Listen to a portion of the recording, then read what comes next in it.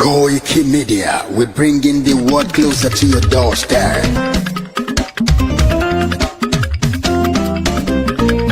KOIKI Media, KOIKI Media, KOIKI Media, we bringing the world closer to your doorstep. KOIKI Media, KOIKI Media, KOIKI Media, we bringing the world closer to your doorstep. Àwọn sálárà àgbà yìí dá.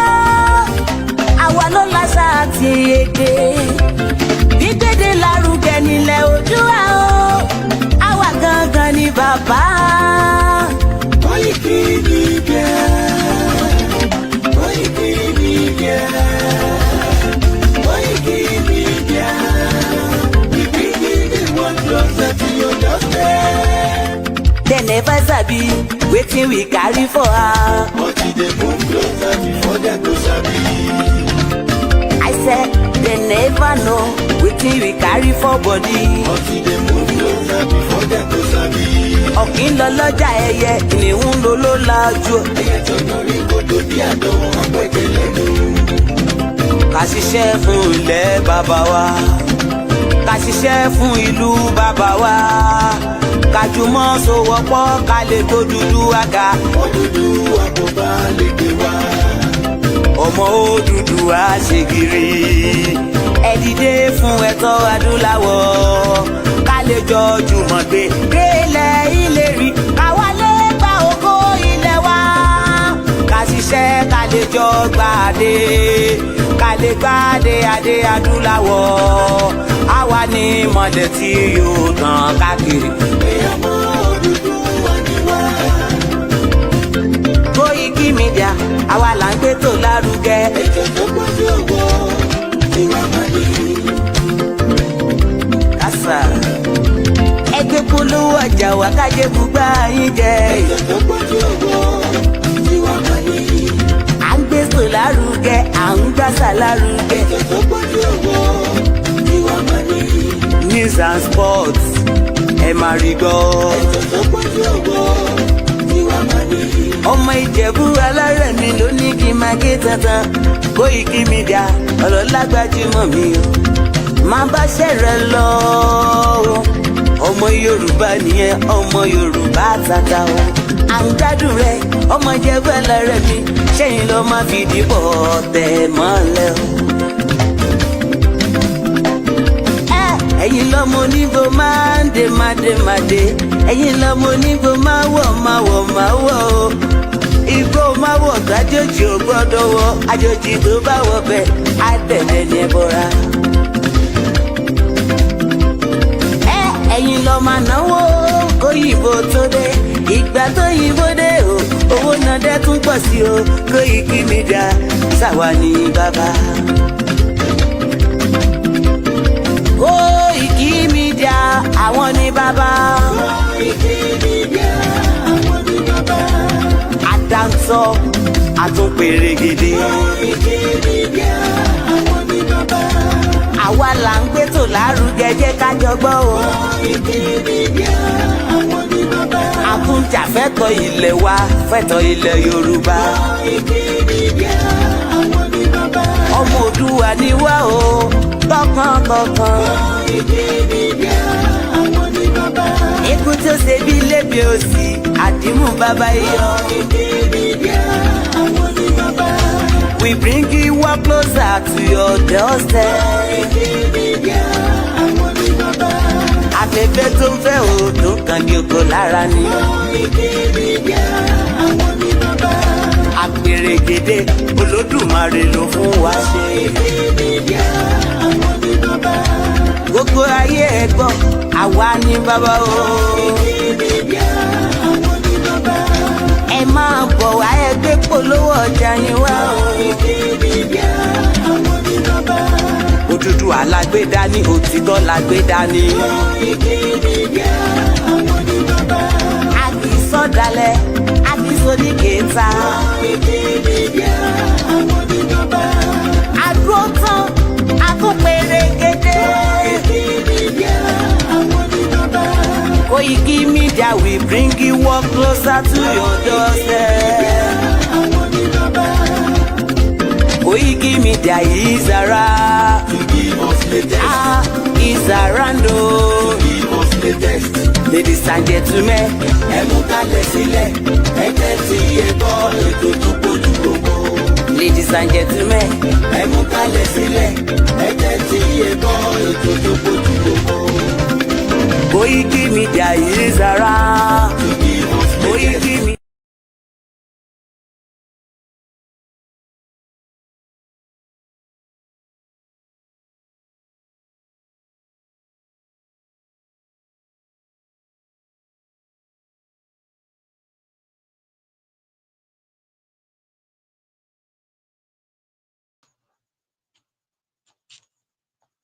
Ṣiṣẹ́ èmi ni ọ̀run pé kí wọ́n take life àgbàmọdé sọ̀yà wọ́n gbé mi sínú carton fridge wọ́n fi kágò láì ṣe o. Because I had Fọlá hàn nígbà tó ń sọ ọ̀rọ̀ yẹn fáwọn tó máa pa Sergeant Kenneth ó wà nínú wọn. Ó ní màmá yẹn ní kíní táwọn obìnrin mọ̀ fi ń yarun ìlàrí ọlọ́wọ́ mẹ́ta onígi yẹn. Tó bá tún jáde lọ ó máa kì í bọ àárín rìn tó bá ti wégele mọ kò sí irú mọtẹlẹ yìí tó lè bá ó ń gbọ́ Ẹdí Musa Gagash Kọnẹkúrè Bísí Magaji and Bamayi himself since Abacha is there let's kill Abiola so that the equation will balance but ìgbà táwọn fẹ́ sásásì lè pé aṣọ tábìlà wọn bẹ̀rẹ̀ ọlọ́pàá aṣọ rẹ̀ dọ́là Abdulsalam you know what he did. Ó mọ tó ṣe Abdulsalam Abubakar mọ tó ṣe apànìyàn làwọn arábí wọn ti báyé Yorùbá jẹ kọjá ibi tó yẹ lọ. That day Tabiola kú the death has not announced to any of us ọkọ gbọkọ bàbá ti kú plane tó wá ń dọ̀yẹ Abdulsalam order fún there is a money tọgbà láti CBN ń dọ̀yẹ tó ṣe fáwọn èèyàn.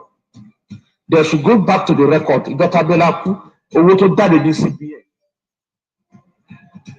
That very day and the following day, ìjọba ìjìnlẹ̀ fi gbowó yẹn jáde ní CBN. Kí ló fowó yẹn ṣe? Owó ẹ̀mí Abiola ni. Let Abdulsalam Abubakar, former commander-in-chief, GCFR, let him come and defend the death of MK Abiola. Babangida ní ní ọkàn láti gbé ìjọba yẹn lé. Ṣùgbọ́n àwọn àgbààgbà mẹ́fà ilẹ̀ Yorùbá lọ́dìdì against MK Abiola. Sójà wà lẹ́ ọ̀hún pa Boko Haram.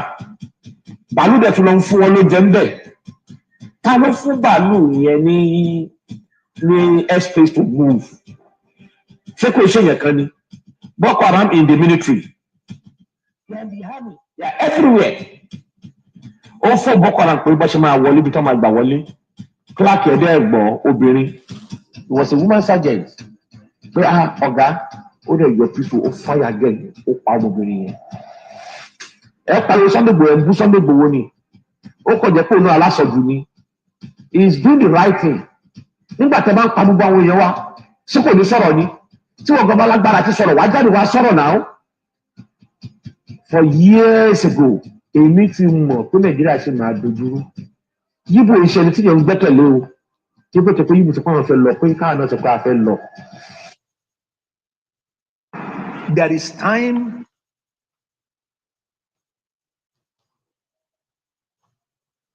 Bá ṣiṣẹ́ èmi ni ọ̀run pé kí wọ́n take life àgbàmọdé sọ̀yà wọ́n gbé mi sínú carton fridge wọ́n fi kágò láì ṣe o. Because I had Fọlá hàn nígbà tó ń sọ ọ̀rọ̀ yẹn fáwọn tó máa pa Sergeant Kenneth ó wà nínú wọn. Ó ní màmá yẹn ní kíní táwọn obìnrin mọ̀ fi ń yarun ìlàrí ọlọ́wọ́ mẹ́ta onígi yẹn. Tó bá ti jáde lọ ó máa kì í bọ àárín rìn tó bá ti wégele mọ kò sí irú mọtẹlẹ yìí tó lè bá. Ó ń gbọ́ Ẹdí Musa Gagash Kọnẹkúrè Bísí Magaji and Bamayi himself since Abacha is there let's kill Abiola so that the equation will balance. But ìgbà táwọn fẹ́ sásásì lè pé aṣọ tábìlà wọn bẹ̀rẹ̀ lọ́la sọ yẹn dọ́là. Abdulsalam, you know what he did? Ó mọ tó ṣe Abdulsalam Abubakar mọ tó ṣe. Apànìyàn làwọn arábí. Wọ́n ti báyé Yorùbá jẹ́ kọjá ibi tó yẹ lọ. That day, Tabiola kú, the death has not announced to any of us kọ́kọ́ gbọ́ pé bàbá ti kú. Plane tó wá ń jọ yẹn, Abdulsalam order fún. There is a money tọ́gbà láti CBN ń bẹ̀ yẹn. Tó ṣe ẹ̀fọ́ àwọn èèyàn. They should go back to the record. Ìjọ Tabiola kú, owó tó jáde ní CBN. That very day and the following day, ìjọba ìjìnlẹ̀ fi gbowó yẹn jáde ní CBN. Kí ló fowó yẹn ṣe? Owó ẹ̀mí Abiola ni. Let Abdulsalam Abubakar, former commander-in-chief, GCFR, let him come and defend the death of M.K. Abiola. Babangida ní ní ọkàn láti gbé ìjọba yẹn lẹ̀. Ṣùgbọ́n àwọn àgbààgbà mẹ́fà ilẹ̀ Yorùbá ló dìde against M.K. Abiola. Sójà wà lẹ́wọ̀n pa Boko Haram. Bàálù dẹ̀ tún lọ ń fún wọn lóúnjẹ ń bẹ̀. Ta ló fún bàálù yẹn ní airspace to move? Ṣé kò ṣe yẹn kan ni? Boko Haram in the military. They are in the army. They are everywhere. Ó fún Boko Haram pé bó ṣe máa wọlé bí tó máa gbà wọlé. Clark ẹ̀dẹ́ ẹ̀gbọ́n obìnrin. He was a woman sergeant. Pé ọ̀gá ó dẹ̀ yọ písù ó fire again ó pa ọmọbìnrin yẹn. Ẹ̀kálẹ́ gbogbo ẹ̀yin olólùfẹ́ KOIKI Media, gbogbo ẹ̀yin olólùfẹ́ Ìjàngbara. A kí gbogbo wa pé ẹ káalẹ́ lẹ́ẹ̀kan sí o, ẹ káàbọ̀ sí orí ètò. Ẹ bá wa share ètò yìí, ẹ bá wa share nítorí pé a ní ìbéèrè tí a fẹ́ bi former president of Nigeria Olúṣẹ́gun Ọbásanjọ́ ní àṣálẹ́. A ní ìbéèrè tí a máa bi bàbá Olúṣẹ́gun Ọbásanjọ́. Ẹ káàbọ̀ sórí ètò lẹ́ẹ̀kan sí. A kí gbogbo ẹ̀yin olólùfẹ́ wa pé a kú ìsinmi ẹ̀ní. Ọ̀pọ̀ rẹ̀ là á ṣe nílé ayé o. Ẹ bá wa gbọ́ lè share button, ọwọ́ tí ẹ fi ń tẹ ẹ̀ ní fi gbọ́mọ sí. Tí a bá wọlé olórí ilé lákòókò ń kí, mo kí ọ̀gá wa Mr. Ọláyọmí Kóìkì. Ẹ káalẹ́ sà o. The last man standing. Gẹ́gẹ́ bí gbogbo wa ti mọ̀, the last man standing fún Ìjàngbara. Ẹ káalẹ́ sà. Ẹ kú àdúrótì ọmọ Yorùbá láàárọ̀ lọ́sàn-án lálẹ́. Ẹ kú kò lè dá sà. Ẹbí tí ẹ fi kalẹ̀ sílùú UK, agbára àṣẹ Èdùà, láyọ̀ àti àlàáfíà ẹ máa fojú kan àwọn ẹbí yín. Ẹ ní sọ ẹbí yín nù. Gbogbo nǹkan tó ń dùn mọ́ yín nú ẹ ní sọ kankan nù. Agbára àṣẹ Èdùà. Ẹ ní ṣubú ara ọ̀gá, bẹ́ẹ̀ ni ẹ ní ṣubú ẹ̀mí. Ọwọ́ ọ̀tá ò ní bá yín o. Mo wá tara bẹ́ẹ̀ mo kí bàbá wa Professor Adébánjí Akíntóyè Emeritus. Bàbá ẹ káalẹ́ sà o. Kú afẹ́fẹ́ rẹ́.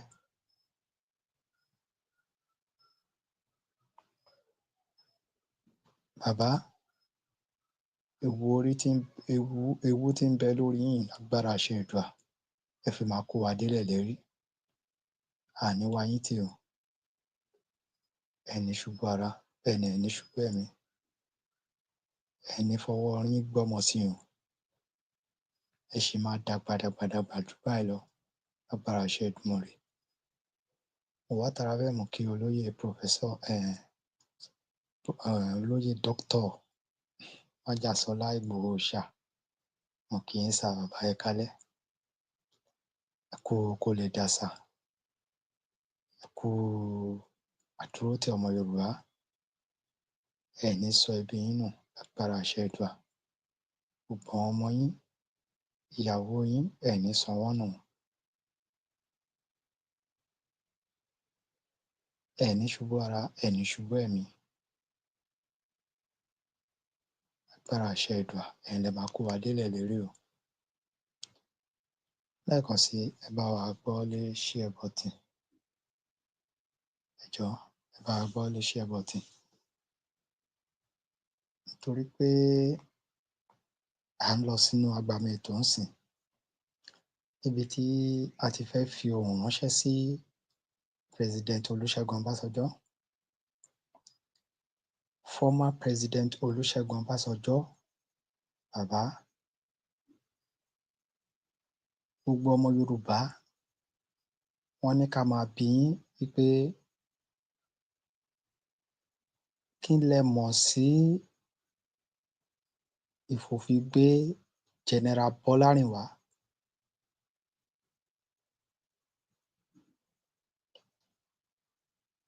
Ṣé lóòótọ́ lódodo ṣé ọmọ Yorùbá dẹ̀ ni ẹ̀yin?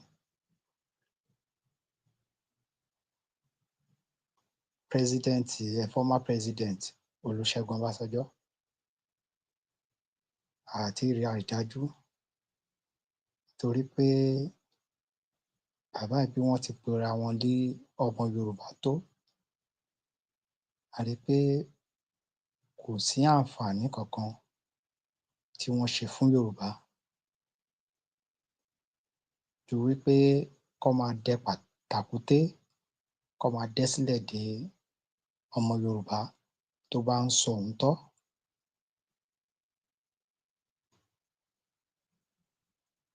Bẹ́ẹ̀ni, ọmọ Yorùbá tó bá ti ń sọ òótọ́, a rí i pé òun ni former President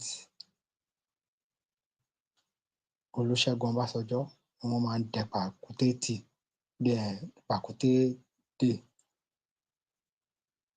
Nígbà tí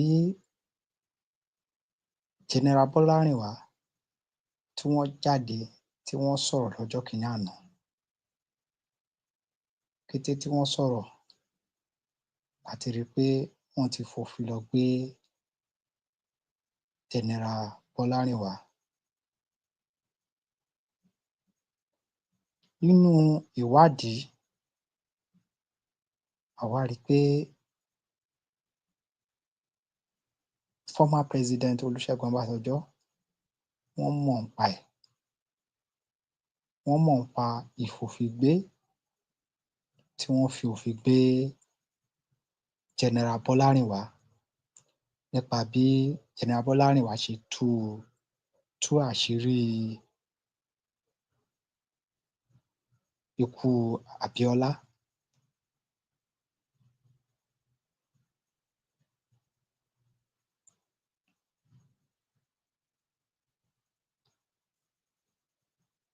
At this time around, à ń béèrè lọ́wọ́ Olúṣẹ́gun Ọbásanjọ́ pẹ̀lú àwọn àgbààgbà kọ̀ọ̀kan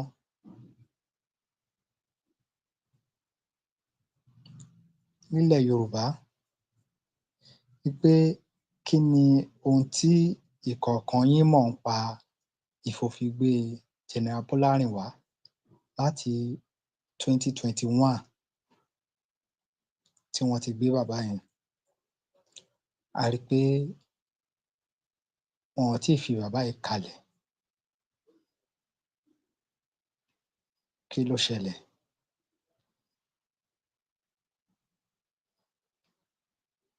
Ó ṣe wá jẹ́ wípé Yorùbá ara wa là ń lò. Ó ṣe jẹ́ pé Yorùbá ara wa, Yorùbá gangan ló ń ṣe Yorùbá.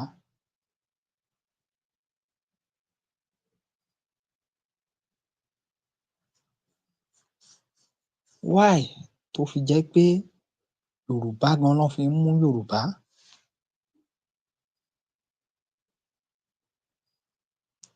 Gbogbo ohun tí General Bọ́lárìnwá sọ, èwo ló jẹ́ irọ́ ńbẹ̀, èwo ni kì í ṣe òdodo ọ̀rọ̀?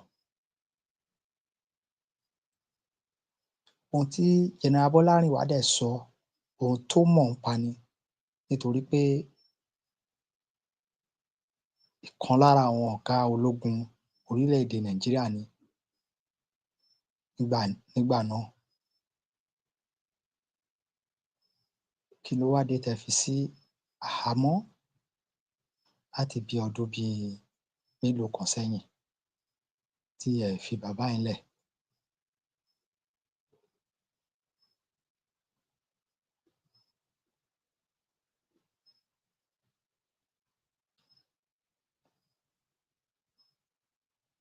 Ìyẹn lọ bẹ́ẹ̀.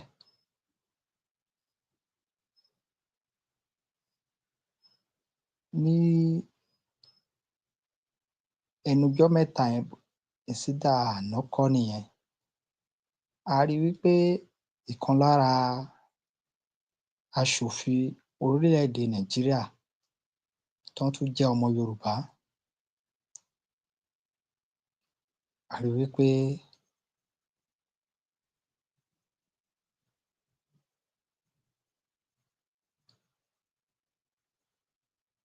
wọ́n gífù speech kan ní House of Senate tí wọ́n request fún regional government.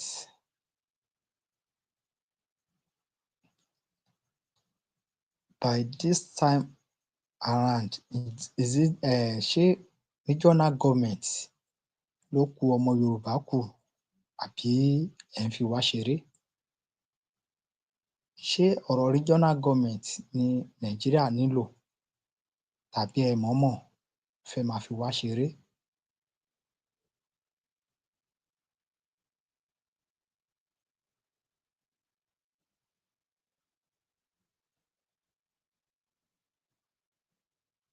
Ṣé ọ̀rọ̀ regional government tàbí bí a ṣe máa ní orílẹ̀-èdè tiwa tí a bọ́ kúrò nínú jíríyà.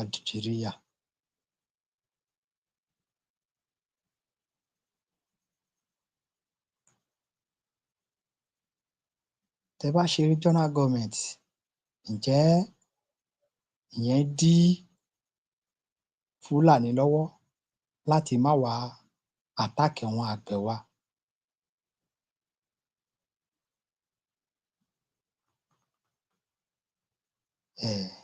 Ta ni ọmọ Yorùbá tí a ló jáde síta ní House of Senate tó ń sọ̀rọ̀ yìí?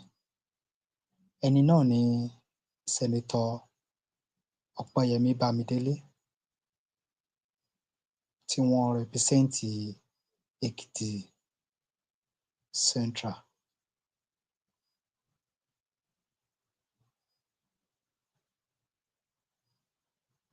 Ẹ já gbọ́ ọ̀rọ̀ lẹ́nu bàbá wa Akínọlá George.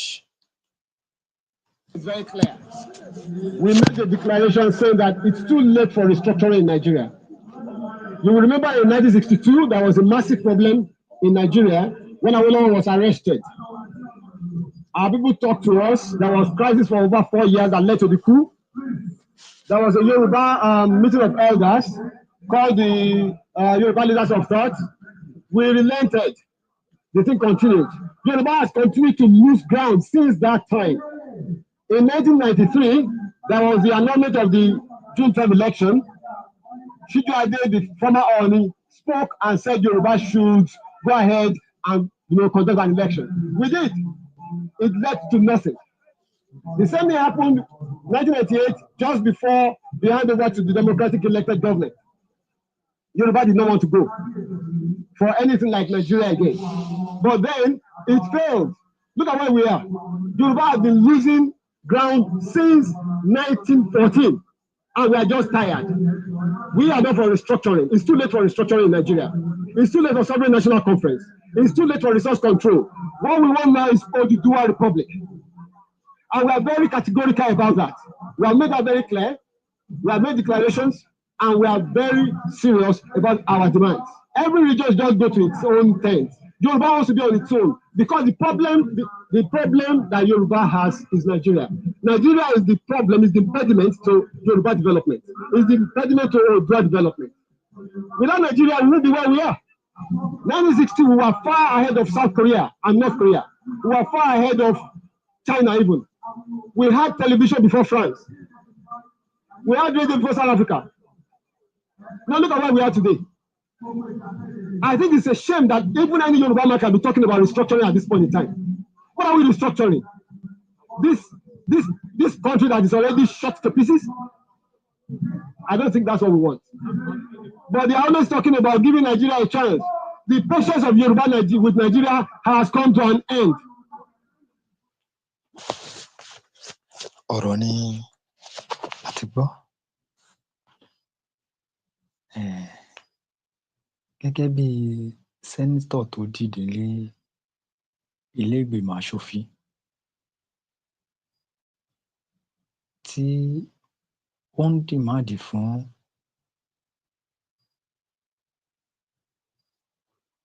regional governments. Ìbéèrè wa lọ́wọ́ ẹ̀ lẹ́ẹ̀kan sí ni wípé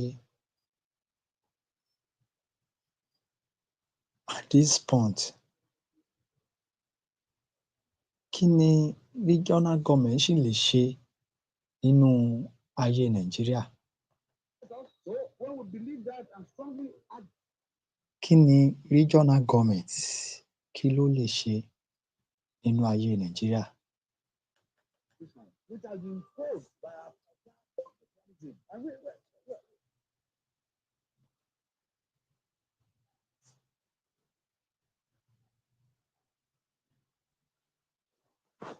We're indomitable people in spirit and in everything, and nobody can dominate us. So when we believe that and strongly act that, fight these people back. If they come, push them inside of the forest, and if whosoever has the higher hand will survive. We know our limitations, which have been imposed by our pervert federalism. And some of us are saying that something is definitely wrong with the federalism we are running. We cannot, for instance, operate one command and say a police command that has its command right in Abuja can police this country very well. It is not possible. Let us be fair to ourselves. I knew that the National Assembly tried. I don't know what happened.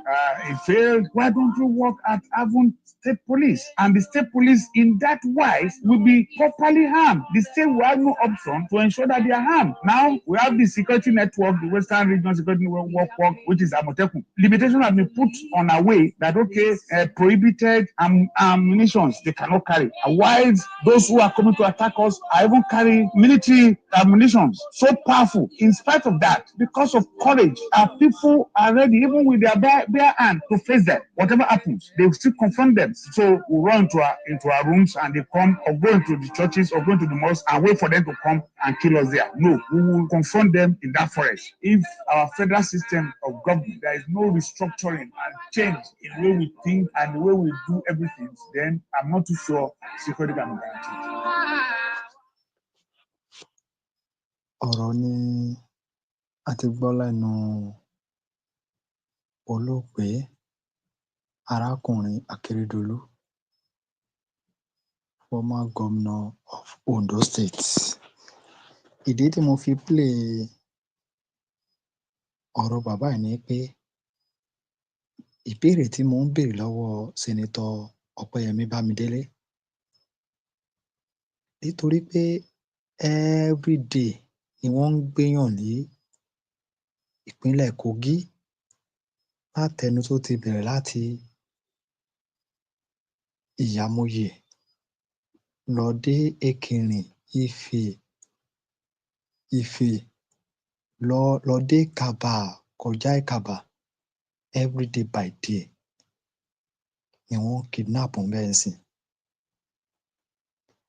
Kí ló dé tí Sẹ́nitọ̀ Ọpẹ́yẹmí Bámidélé àtàwọn ẹmẹ̀wà ẹ̀, kí ló dé tí wọn ò lè sọ òdodo ọ̀rọ̀ bí arákùnrin Akérédolú bó ṣe ń sọ nígbà ayé ẹ̀? Kí ló ṣẹlẹ̀ tí gbogbo wọn fi láìfù tiwa tó fi ń ka count? Wọ́n risk láìfù titi wa, wọ́n lọ ń kó ọmọ tiwọn sí Amẹ́ríkà, wọ́n lọ ń kó ọmọ tiwọn sí. Àwa tá a ní àǹfààní láti kọjá lọ sọ́hùn, whether bóyá àti ẹ̀kọ́ ọmọ lọ ni àbí àwa fúnra wa lọ. Kí ló dé tí àwọn olóṣèlú Yorùbá yìí, nítorí pé gbogbo wọn ló mọ̀ wípé separation is the only solution fún ìlú yìí. Wọ́n mọ̀ pé pínpín ni ìlú yìí ló yẹ kó pín, ṣùgbọ́n iṣẹ́ tí wọ́n fi máa sòótọ́, ọ̀pọ̀lọpọ̀ wọn ò fẹ́ kú nítorí pé wọ́n ń bẹ̀rù pé bóyá tó bá sòótọ́ wọ́n á kú. Ìdàkejì, owó ni wọ́n ń wá kiri. Eléyìí tó bá tiẹ̀ sọ̀rọ̀ lára wọn, tó bá ti tún fowó shut up wọn, ó tán síbẹ̀ nìyẹn. Kí ló dé tí gbogbo ẹ̀yin olóṣèlú yìí ẹ sọ gbogbo ọmọ Yorùbá dá bọ́ọ̀lù tí ẹ̀ ń gbá wa?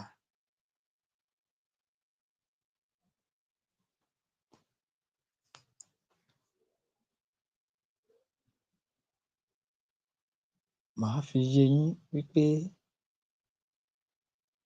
àti ẹ̀yin àti regional government yín, ìlú yìí máa pín ni o. Bí ẹ fẹ́, bí ẹ kọ̀, ìlú Nàìjíríà, 419 country, eléyìí máa pín ni o. Bí àkóso bó ti wù kó rí. After ìgbà tí ìjọba Bìrìtìkó tí wọ́n ti wá jà wá lólè, tán ti fi ipá, tán ti fi so wá papọ̀,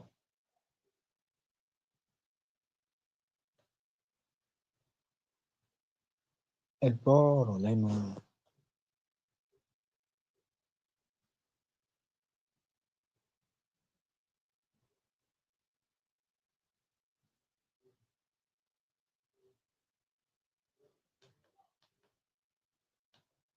You are alleged that the British government rigged the first and most important election in the history of Nigeria in 1959 in favor of the North. Am I correct? Yes. How long were you in Nigeria for? From 1955 to 1960. And we were based in Lagos. I was on the staff of the Department of Labour. I was largely occupied with employment problems, all the employment exchanges, and statistics and international reports, and was kept pretty busy. I was also stationed in Lagos in charge of the capital and the port. I was the port labour officer as well.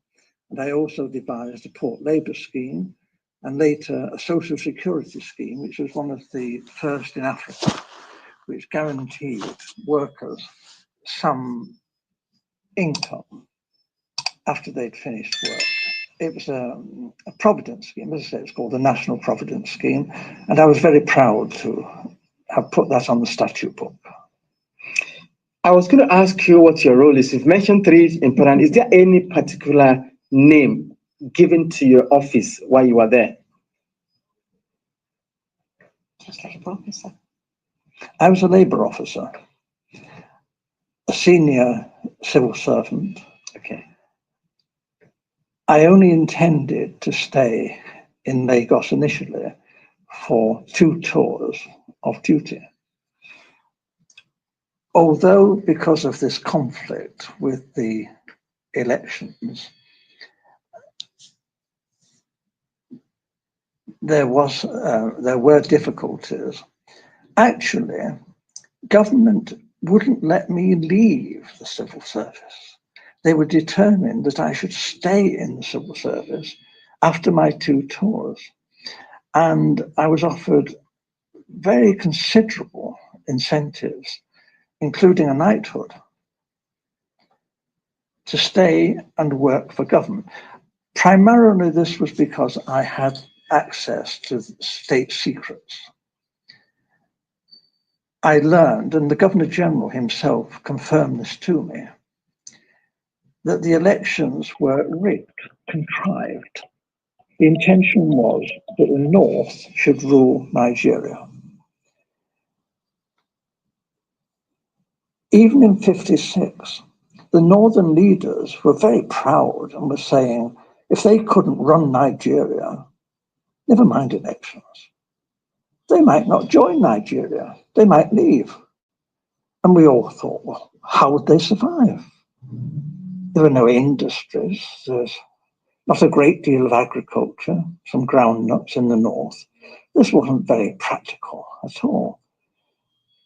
And then it was, the Governor General seemed to be thinking that the North couldn't, even if it won an election, rule Nigeria by itself. The South wouldn't stand for that.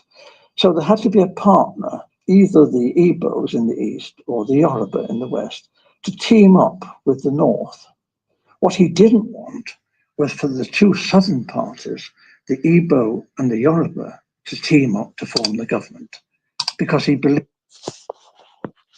Ẹnu ìkan lára àwọn tó kó wa sí wàhálà lẹ ti ń gbọ́ bẹ́yẹn wípé àwọn team up pẹ̀lú northern people. Ẹja máa bá lọ.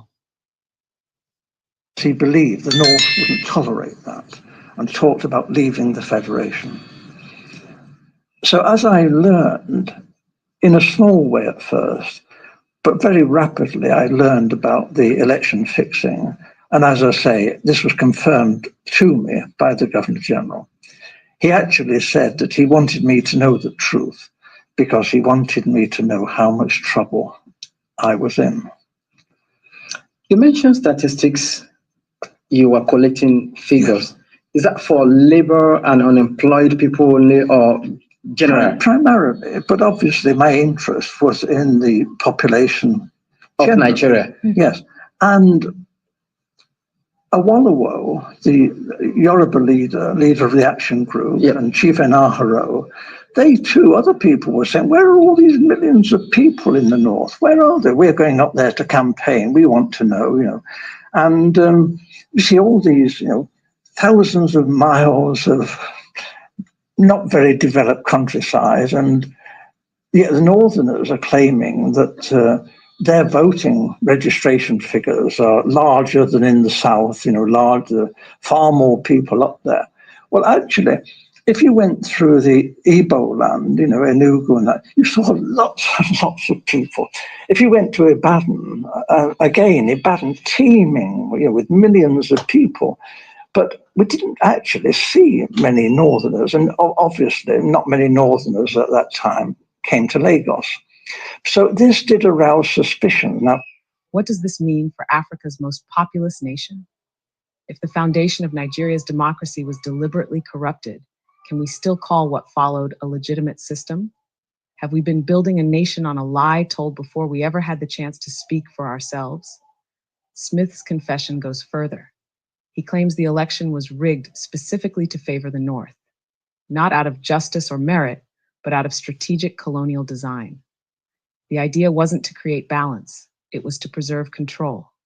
By propping up one region, the British ensured dependency, division, and internal conflict.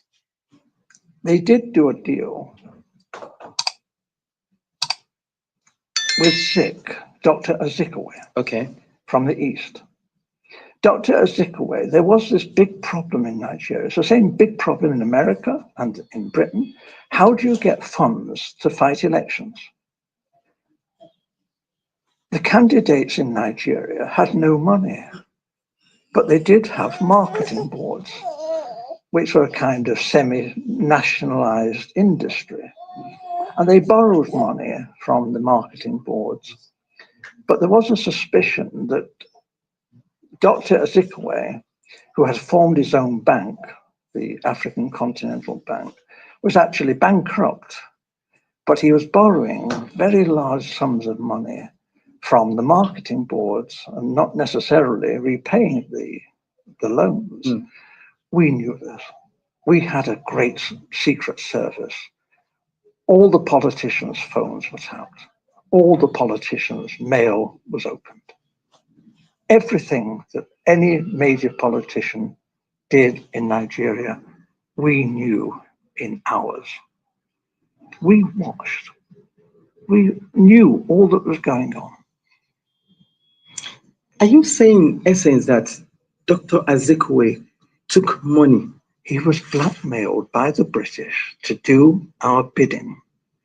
We told Dr. Azikiwe that he could go to prison if an inquiry was carried out into his bank and his financial circumstances. However,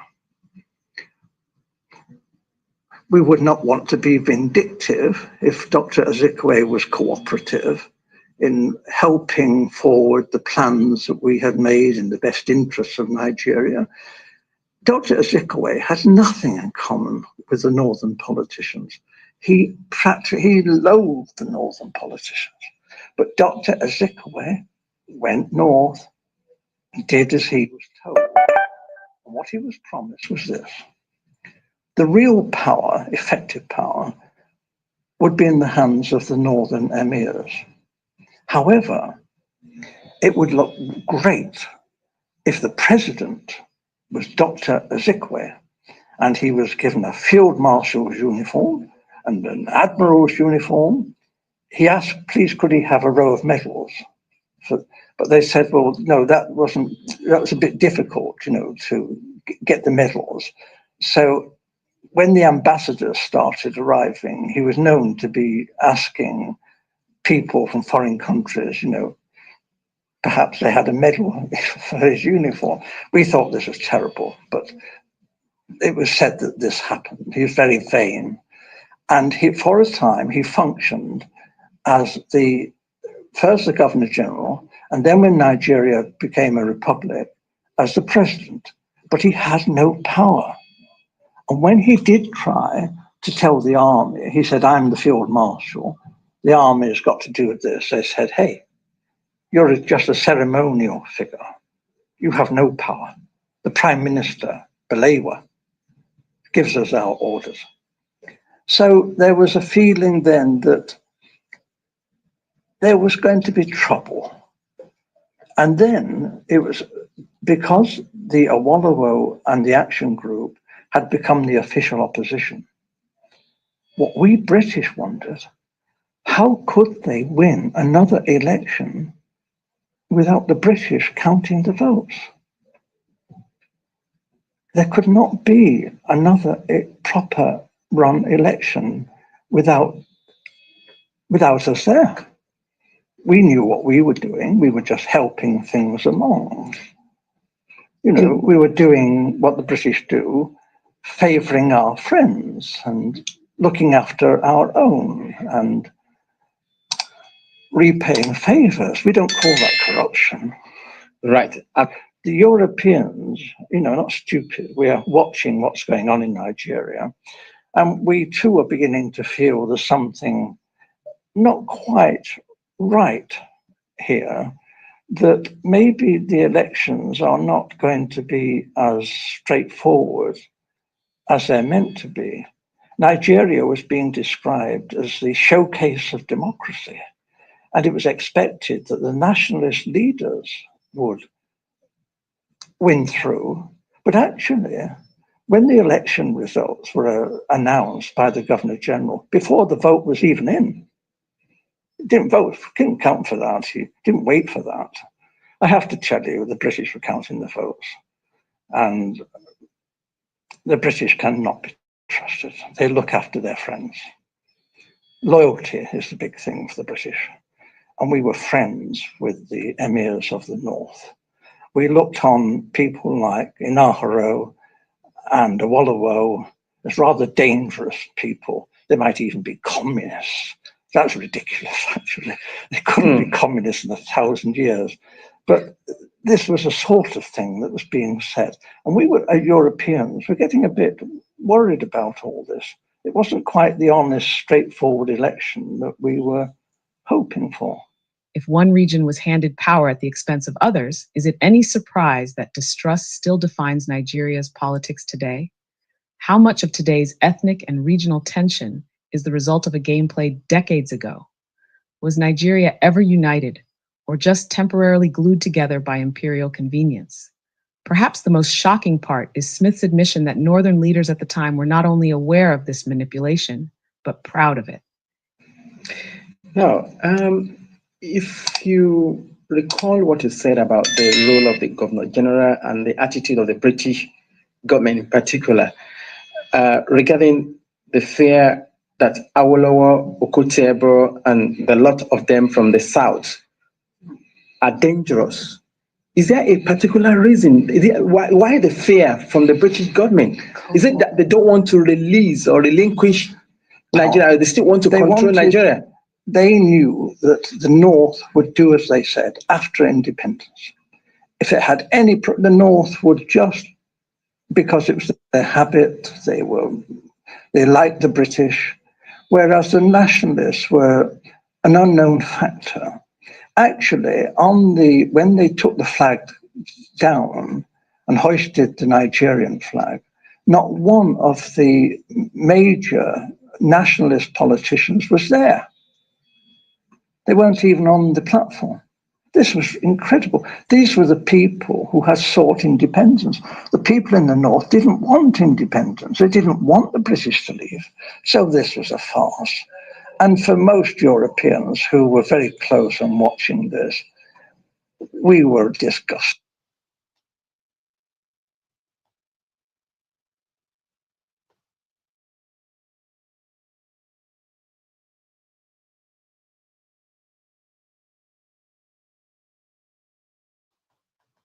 We thought this really had been manipulated, this election. It was unworthy. It was unworthy of the British people, this. This was no honest, straightforward thing that you would expect Britain, the mother of parliaments, to do. This was cheap and low and criminal. And I opposed it. And I opposed it then, and I've opposed it ever since. And I'm telling you the truth. And I was warned, if I told you this state secret, my life could be forfeit. If true, this points to willing collaboration, not passive benefit. It begs the question, were some leaders more interested in personal gain than national unity? Should history judge those who accepted colonial favors the same way we honor those who resisted? And if the early elite celebrated their unfair advantage, did they ever truly represent the will of the people, or only the will of the empire? According to Smith, this foundational betrayal seeded decades of instability, from systemic corruption to military coups, and ultimately the Biafran War. That war wasn't simply a call for secession. It was a scream against a structure that many saw as inherently unjust. If the system was never meant to be fair, how can its laws, elections, and institutions ever fully serve the people? Could it be that Nigeria's greatest problem isn't corruption, but a false beginning? And if so, is it too late to rebuild the foundation? Smith concludes by saying he did not stay silent. He raised his concerns with the British Governor General, but was ignored. That silence by the authorities is perhaps the loudest truth of all. This wasn't a mistake. This was betrayal by design. And it raises a powerful question. Does the late regret of one honest man erase the actions of a colonial empire that knowingly destabilized an entire nation? Should Britain be held accountable, not just morally, but politically, for what its policies caused? Or will Nigeria forever be expected to heal from wounds that were never self-inflicted? Disclaimer, this video is intended for educational and informational purposes only. It is based on publicly available historical accounts, scholarly interpretations, and documented testimonies. We do not promote hate, discrimination, or conspiracy, only reflection, education, and justice. Viewer discretion is advised. I mean, in essence, what Dr. Azikiwe did, it was forced by the British government to do it. Yeah. Collecting money from the marketing board then. Yeah. So if any politician here in the United Kingdom tried to do that, Be in jail. they will be in jail. So why did the British government refuse to take action Because or comment on if we nipped it in the bud, because we knew it was happening, it was even happening in, let me be fair, in the West with the Walla. They were taking some money. They meant to repay it perhaps, but they were taking money. And I would have said, issue a warning now and say, you've got to behave, because if this is allowed to go on, it'll be a major offense. However, before they actually needed money for the North and for the NCNC, to fight the election. So what they did, my senior officer, Major Bunker, went around, was ordered by the Governor General to go to all the major British firms and international firms, Ford, UAC, Leventis, all these firms, and raise money for a slush fund to enable Chief Okoti Igbo, together with the North, to fight the 1959 elections. The North got most of their money from the native authorities. This was looked on by the British as being okay. This wasn't corrupt because we were friends of the North. And if they tried this in the West or in the East, we might have said this was corruption.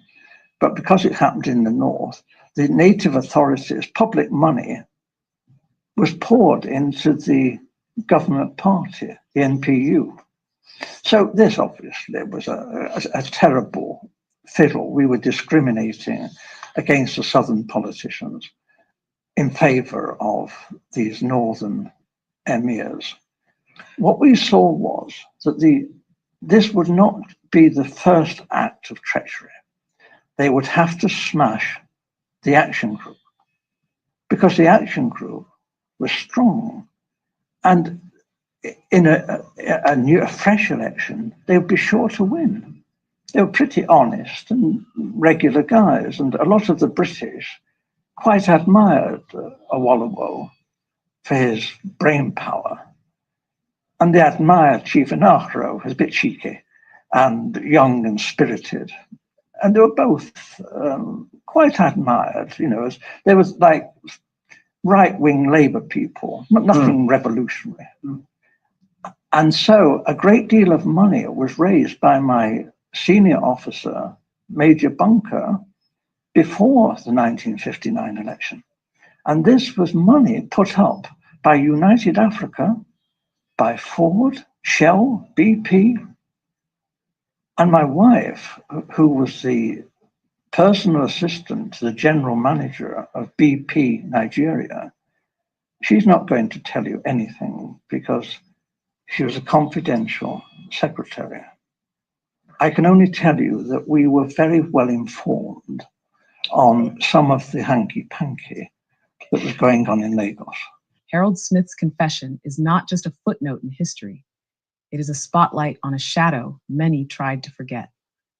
If Nigeria's birth as a democracy was compromised from the start, then the nation's search for true freedom must begin with truth, not denial. So we ask, how can a country become whole when it was never allowed to be honest? And what does true sovereignty look like if we've never really had it?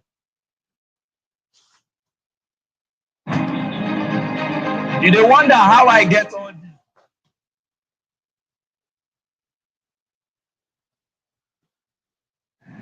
Although I have been kept out of employment quite deliberately, and when I did take up work, the government came after me and behaved abominably. And they did the most appalling things. They framed me with money missing. When I worked as a humble postman, after I'd worked as a personnel officer, I delivered the post to the workers who I'd employed. And they forced me out of that. They framed me. And later, when I was working in a labour exchange, they used the foulest methods to get me out of work. They told me they would. They said, the Governor General said, unless you do what I say, you will never work again. And he offered me this, and it's very big bribes: a knighthood, a post in the Far East, in the Foreign Service, and a large sum of money. And this was confirmed later in Whitehall, and we turned it down. Drop your thoughts in the comment section. This is a conversation that must be had. Share this video with someone who still believes Africa's story began with freedom. Never forget, truth is the first step toward liberation. Thank you very much for your time to answer some of the questions we've posed to you. What would be your advice to the Nigerian audience watching us now? They have potentially one of the greatest nations on earth. What they have to do is be disciplined, and they've got to unite together and love each other, be kind to each other. Like they're great to their own families. Nobody has nicer families and children than Nigerians. All Nigerians love their own family. They've got to extend that family to include their neighbors and the other peoples in the Federation. We really appreciate your coming around. All Nigerians here in United Kingdom and Nigeria who are likely going to watch this interview as well, we want to say thank you very much. Ẹ ṣé gan ni gbogbo ẹ̀yin olólùfẹ́ wa. Ẹ ní bínú sí wa. A sì ní nǹkan tí ó yẹ ká mú wá. Ṣùgbọ́n a ní ọmọ tó ń ké tí a fẹ́ attend sí. Ẹ má bínú sí wa. Tó bá tún dọ̀la, ẹ tún máa bá wa pàdé. Ẹ jọ̀ọ́, a bẹ̀ yín ni. Ọmọ yẹn ti ń ké látẹ̀ẹ̀kan. Fẹ́ sáré lọ attend sí. Ẹ ṣé gan ni o. Ilẹ̀ Oòduà á gbè wá o, kò ní gbé ọ̀dàlẹ̀. Ó dàárọ̀.